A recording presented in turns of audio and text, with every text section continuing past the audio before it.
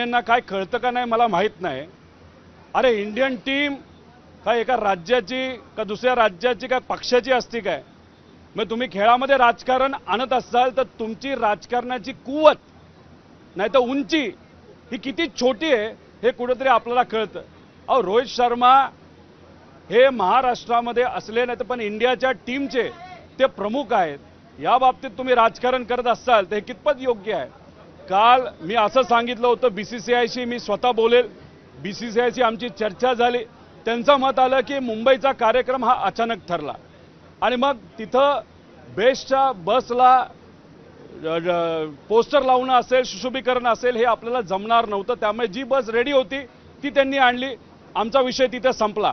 कारण का खेळाडूंच्या बाबतीत खेळाच्या बाबतीत राजकारण करायचं नाही लहानपणीपासून आम्ही शिकलोय। त्यामुळे रोहित शर्मा मोठा खेळाडू आहे, अनेक इतर प्लेयर मोठे खेळाडू आहे। आम्ही कितीही राजकीय दृष्टिकोनातून मोठं असलो तरी जे लोक इंडियाला प्रतिनिधित्व करतात, इंडियाचं खेळाडू म्हणून प्रतिनिधित्व करतात त्या लोकांसमोर आम्ही सगळे सण छोटेच आहोत। त्यामुळे त्या लोकांच्या मागे आम्हाला पळायला लागलं काय, फोटो काढावे लागलेत काय? आम्ही पहिला फॅन असतो, भारताच्या खेळाडूंचा आम्ही फॅन आहोत, मग राजकीय नेते आहोत। त्यामुळे हे तिथं नितेश राणेंना कळणारच नाही, कारण का त्यांची राजकीय उंची ही फारच लहान आहे। आणि दुर्दैव असं त्यांच्या देवेंद्र फडणवीस साहेब या नेत्यांना खुश करण्यासाठी नितेश राणे नेहमी प्रयत्न करतात। त्यांना असं वाटतं देवेंद्र फडणवीस साहेबांना खुश केलं तर मंत्रिपद शेवटच्या 4 महिन्यासाठी तरी मिळेल। मला त्यांना एवढंच सांगायचंय की 4 महिन्याचा तुम्ही विचार करा, पुढच्या 5 वर्षामध्ये आम्ही आणि सामान्य लोक तुम्हाला कधी मंत्रिपद होण्याची संधी देणार नाही। देशामध्ये एक केंद्रात राहुल गांधी नावाचा एक बालबुद्धी आहे आणि दुसरा आमच्या महाराष्ट्रामध्ये भांडूपमध्ये बसलेला एक बालबुद्धी आहे। नेमका कोणाची बुद्धी अजून लहान आहे ह्याची कदाचित ह्यांच्या आपसामध्ये स्पर्धा लागलेली आहे।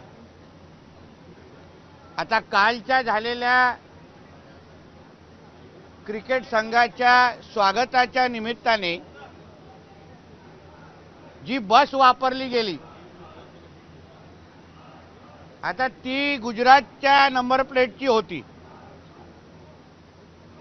आणि मग लगेच गुजरातच्या नावाने मिरच्या झोंबल्या। अन्य वेळी बोट चाटून चाटून ढोकले खायचे, ह्यांच्या मालकांनी अंबानींच्या लग्नामध्ये नाचून दाखवायचं आणि सकाळी उठून ह्यांचा कामगार गुजरातींच्या नावाने खडी फोडणार। या भांडूपच्या बालबुद्धीला हे कळत नाही किंवा माहिती नाही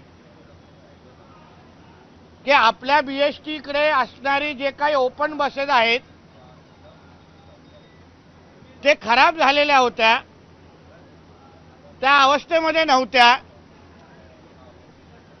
ते कालच्या पूर्ण मिरवणुकीमध्ये आपल्या प्लेयरना घेऊन जाऊ शकतात आणि म्हणून आमच्या मुंबई क्रिकेट असोसिएशननी तो निर्णय घेतला। आता त्याच्यामध्ये एवढा मोठा बागलबुवा करण्याची काहीच गरज नाही, कारण का अन्य वेळी संजय राजाराम राऊतचा मालक गुजराती समाजाशिवाय काहीच करत नाही। सकाळी हा बोंबाबोंब करतो आणि संध्याकाळी अंबानींच्या घरच्या लग्नासाठी हे लोक नाचायला तिथे बसतात। कधी अदानींच्या बद्दल काँग्रेसवाले सभागृहामध्ये बोंब मारतात आणि मग त्यांचेच नेते अदानींच्याच प्रायव्हेट फ्लाईट मधून प्रवास करतात देशभरामध्ये। किंवा काल विजय वडेट्टीवारांना मला आठवण करून द्यायची होती की अदानींच्या बद्दल बोलण्या अगोदर अदानींचा एक खास ड्रायव्हर तुमच्या महाविकास आघाडीमध्ये तुमच्या बरोबर आहे, जो अदानींची गाडी चालवतो मुंबईमध्ये आल्यानंतर, तोच ड्रायव्हर कालच्या त्या मिरवणुकीच्या बसवर टीका करत होता आणि मग संध्याकाळी वानखडेमध्ये रोहित शर्माच्याकडे फोटो काढण्यासाठी त्याच्या मागे पोट धरून पळत होता. आम्ही पाहिलं ते.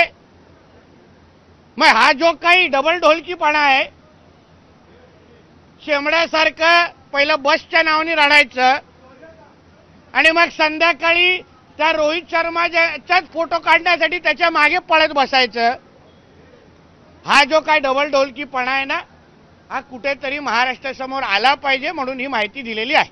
बोला.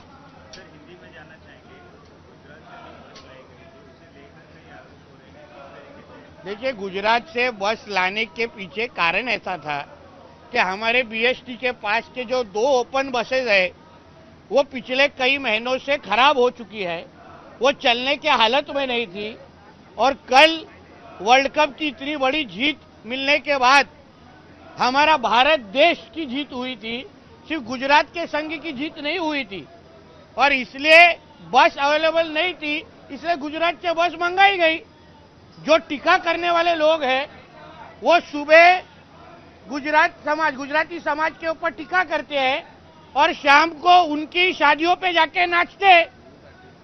एक बाजू से हमारे जो विजय वडेट्टीवार विरोधी पक्ष नेता है, विपक्ष के नेता है, वो हाउस में अदानी के बारे में बात करेंगे, मुंबई अदानी को बेच दी है। फिर उनके ही राहुल गांधी या उनके ही कांग्रेस के नेता कितने बार अदानी के प्राइवेट फ्लाइट से सब जगह घूमते हैं।